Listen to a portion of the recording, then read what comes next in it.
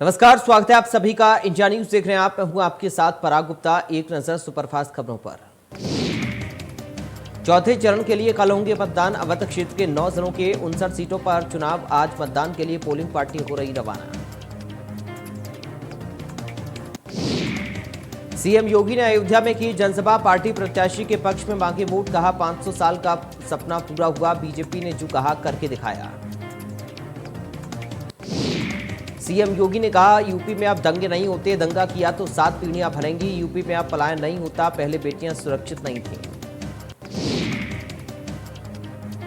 CM योगी ने विपक्ष पर कसा तंज। कहा सपा नहीं चाहती प्रदेश का विकास हो। उनकी संवेदना आतंकियों के प्रति रही है। आज पूरे प्रदेश को बिजली मिल रही है। देवरिया में जेपी नड्डा की जनसभा। कहा कोरोना काल में मोदी जी ने मुफ्त राशन दिया। गरीब के घर का चूल्हा नहीं बुझने दिया और मोदी जी ने महिलाओं को सिलेंडर दिया। प्रतापगढ़ में अमित शाह की जनसभा। कहा बीजेपी सरकार गरीबों को काम करती है। यूपी सरकार में बिजली 24 घंटे मिलती है। विपक्ष हमेशा जातिवाद की बात करेगा। चित्रकूट में अखिलेश यादव की जनसभा। कहा राशन देकर जनता को लुभाने से कुछ नहीं होगा। कोरोना काल में सरकार ने गरीब को मरने के लिए छोड़ दिया।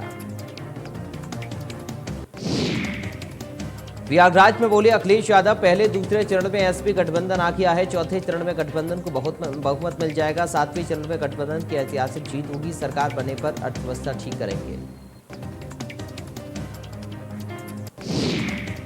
राजनाथ सिंह ने बलिया में जनता को किया संबोधित। कहा बीजेपी देश की जनता के भरोसे टूटने नहीं देगी। धर्म के नाम पर विभाजन नहीं होना चाहिए। उन्होंने कहा कि हम सरकार बनाने के लिए नहीं, समाज व देश बनाने के लिए चुनाव लड़ते हैं। हमने आर्टिकल 370 हटाने का वादा किया था, उसे पूरा किया। साथ ही अयोध्या में भव्य राम मंदिर निर्माण का वादा भी पूरा किया। बहराइच में बीएसपी सुप्रीमो मायावती की विशाल जनसभा। कहा जाति और धर्म के आधार पर भेदभाव नहीं होगा। यूपी में पूर्ण बहुमत से बीएसपी की सरकार बनेगी। गरीबों को पक्के मकान दिए जाएंगे। मायावती ने कहा कि बीएसपी ने सभी समाज के लोगों को टिकट दिया। योगी राज में अल्पसंख्यक काफी दुखी है। बीएसपी की सरकार में सभी को रोजगार मिलेगा।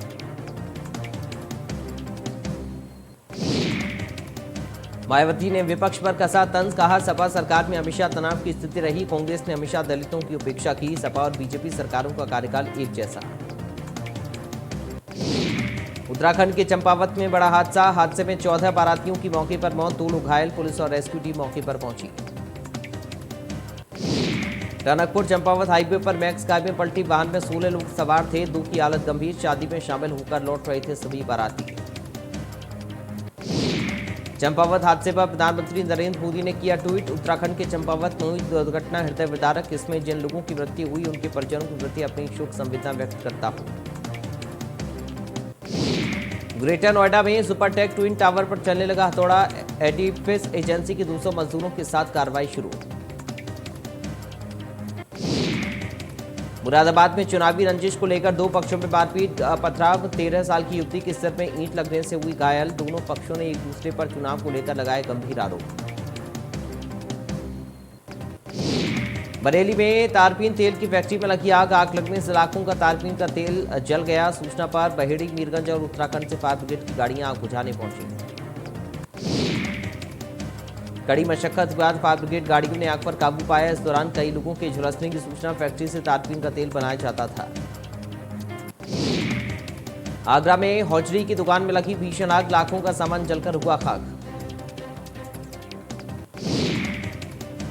महिला सफाई कर्मी ने लगाया अभद्रता का आरोप। पीड़िता ने कोतवाली पहुंचकर लगाई न्याय की गुहार। आरोपी पर छेड़छाड़, गाली गलौज का आरोप।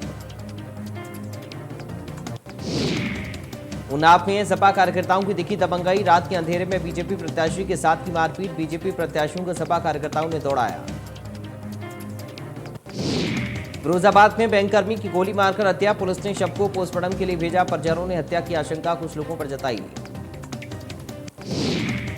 सीतापुर में सीआईएसएफ की गाड़ी अनियंत्रित होकर पलटने से 17 जवान घायल हो गए। 7 जवानों की हालत गंभीर होने पर जिला अस्पताल किया रेफर। अलीगढ़ में जिला पूर्ति विभाग की टीम ने अवैध चावल के गोदाम पर बड़ी कार्रवाई की। थाना लोधा क्षेत्र के खिरेश्वर चौराहे के पास चावल माफिया के गोदाम को सीज किया। औरैया के पथियात गांव में दबंगों ने युवक को जमकर पीटा, पिटाई का वीडियो वायरल हुआ।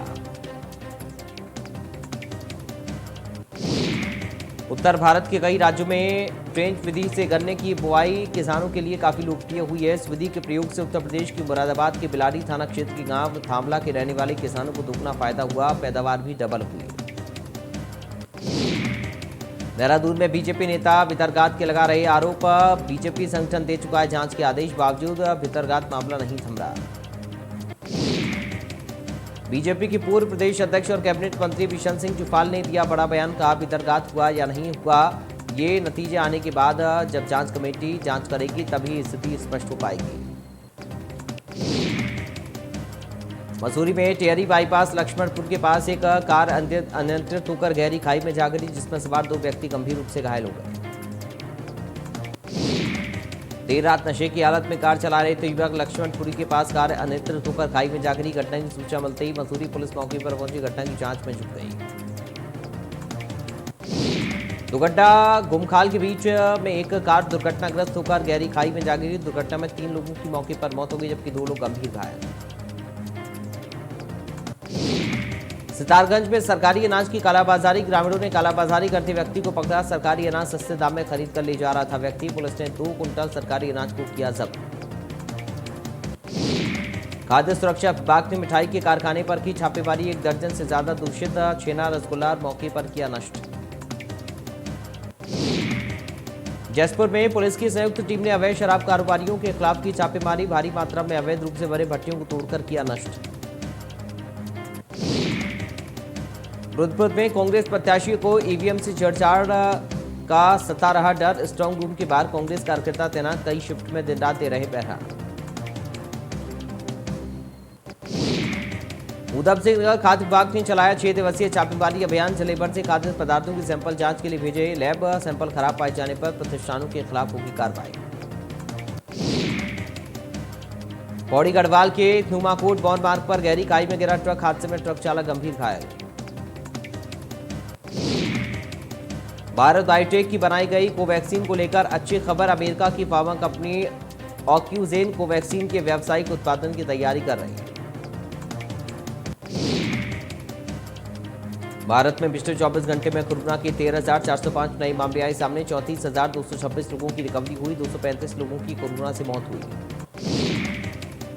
उत्तर प्रदेश में 24 घंटे में 457 नए कोरोना केस, 879 लोगों ने कोरोना को दी मात, जबकि 2 लोगों ने कोरोना से गंवाई जान। केरल में 24 घंटे में 4,069 नए कोरोना मामले आए सामने, 11,026 लोग ठीक हुए, 128 लोगों की गई जान। दिल्ली में 24 घंटे में कोरोना वायरस के 440 नए मामले आए सामने, कोरोना से 4 लोगों की मौत हुई।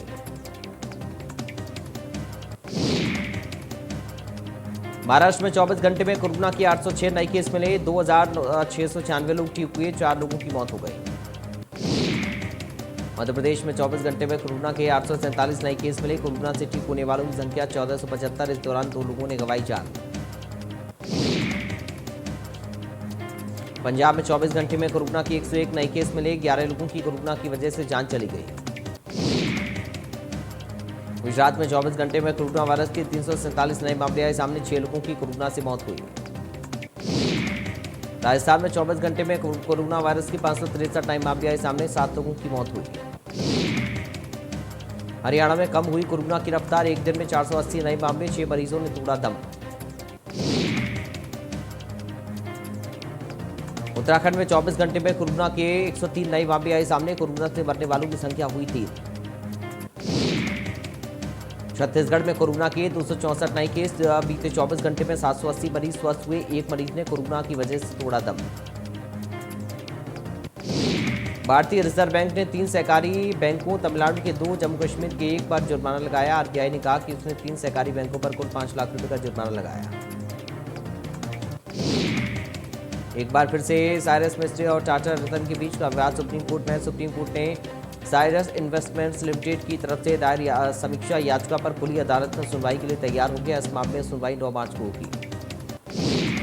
रूस ने यूक्रेन के 2 प्रांतों लुहांस्क डोनेट्स्क को स्वतंत्र देश के तौर पर मान्यता देने का ऐलान कर दिया है। रूस के इस फैसले से यूक्रेन पर रूस के आक्रमण के पश्चिमी देशों की आशंका के बीच तनाव और बढ़ेगा। यूक्रेन पर अब भी युद्ध का खतरा मंडरा रहा। यूक्रेन के बीच बढ़ते तनाव को देखते हुए नाटो की सेना एक्शन में आ गई है। बताया जा रहा है कि नाटो और अमेरिका ने पोलैंड में 5000 सैनिकों की तैनाती कर दी है। संयुक्त राष्ट्र में भारत के स्थायी प्रतिनिधि टीएस त्रिमूर्ति ने कहा कि हम सभी पक्षों से संयम बरतने का ऐलान करते हैं। हमें विश्वास है कि इस मुद्दे को केवल राजनयिक बातचीत के माध्यम से हल किया जा सकता है।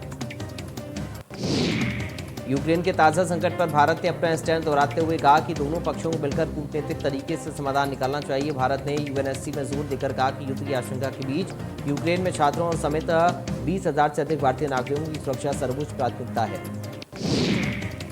रूस और यूक्रेन के बीच संकट और गहरा गया है। रूस और यूक्रेन में संकट का असर दुनिया भर के शेयर बाजारों पर देखने को मिला। एशिया से लेकर यूरोप के बाजारों में भारी गिरावट देखने को मिली है। ग्लोबल मार्केट में गिरावट का असर भारतीय शेयर बाजार पर भी होगा। रूस यूक्रेन संकट का असर कच्चे तेल पर दिखा। ब्रेंट क्रूड का भाव $97 प्रति बैरल के करीब पहुंच गया है। पाकिस्तान के प्रधानमंत्री इमरान खान 23 से 24 फरवरी को रूस की यात्रा करेंगे। रूस की आधिकारिक समाचार एजेंसी ने जानकारी दी। खान के रूस के राष्ट्रपति व्लादिमीर पुतिन के साथ मुलाकात करने की उम्मीदें हैं। पाकिस्तान सरकार ने एक काला कानून बनाया जिसके तहत सरकारी संस्थाओं की आलोचना करने पर लोगों को बख्शा नहीं जाएगा। उन्हें 5 साल तक की सजा हो सकती है। इस साल अक्टूबर में T20 वर्ल्ड कप का आयोजन होने जा रहा। पिछले साल हुए वर्ल्ड कप में भारतीय टीम के कप्तान विराट कोहली, कोच रवि शास्त्री थे। अब पूरी तरह से टीम बदल गई है। रोहित शर्मा के रूप में टीम के पास नया कप्तान राहुल द्रविड़ नए कोच हैं। भारत के 16 साल के ग्रैंड मास्टर आर प्रागनंदा ने ऑनलाइन खेले गए रैपिड शतरंज टूर्नामेंट एयर थिंग्स मास्टर्स में बड़ा उलटफेर किया है। उन्होंने वर्ल्ड के नंबर 1 चेस खिलाड़ी मैग्नस कार्लसन को एक तरफा मुकाबले में हरा दिया। लखनऊ के एकाना स्टेडियम में 24 फरवरी को होने वाली T20 मैच के लिए भारतीय टीम सोमवार शाम को पहुंच गई। एयरपोर्ट पर बड़ी संख्या में फैंस पहुंचे थे। क्रिकेटर ने हाथ हिलाकर फैंस का वेलकम स्वीकार किया। श्रीलंका के खिलाफ घरेलू T20 सीरीज का पहला मैच स्टेडियम में बिना दर्शकों की उपस्थिति के खेला जाएगा। मैच 24 फरवरी को लखनऊ के अटल बिहारी वाजपेयी कोना स्टेडियम में खेला जाना है। बॉलीवुड के मेगा स्टार अमिताभ बच्चन और साउथ के पॉपुलर एक्टर प्रभास जल्दी एक साथ नजर आने वाले इस फिल्म की शूटिंग शुरू हो चुकी है। बॉलीवुड स्टार पंजाब में मुश्किल में फंस गए हैं। चुनाव आयोग ने कल उनकी गाड़ी जब्त कर ली, जिसके बाद उनके खिलाफ थाना सिटी मोगा में जिला मजिस्ट्रेट के आदेश के उल्लंघन के तहत 188 IPC का केस दर्ज कर दिया गया है। बॉलीवुड एक्ट्रेस कंगना रनौत ने कंट्रोवर्शियल शो लॉकअप का एक प्रोमो रिलीज किया है, जिसमें टीवी की फेमस एक्टर निशा रावल जेल की पहली कैदी के रूप में नजर आ रही है। साल 2022 के Dadasaheb Phalke international film festival Mumbai में आयोजित हुआ। इसमें दक्षिण भारत के सुपरस्टार अल्लू अर्जुन की blockbuster hit Pushpa the rise को फिल्म ऑफ द ईयर चुना गया है। अनिल कपूर अपनी अपकमिंग फिल्म थार में अपने बेटे हर्षवर्धन कपूर के साथ स्क्रीन शेयर करते हुए नजर आएंगे। इसकी जानकारी खुद एक्टर ने अपने सोशल मीडिया अकाउंट पर पोस्ट कर शेयर की है।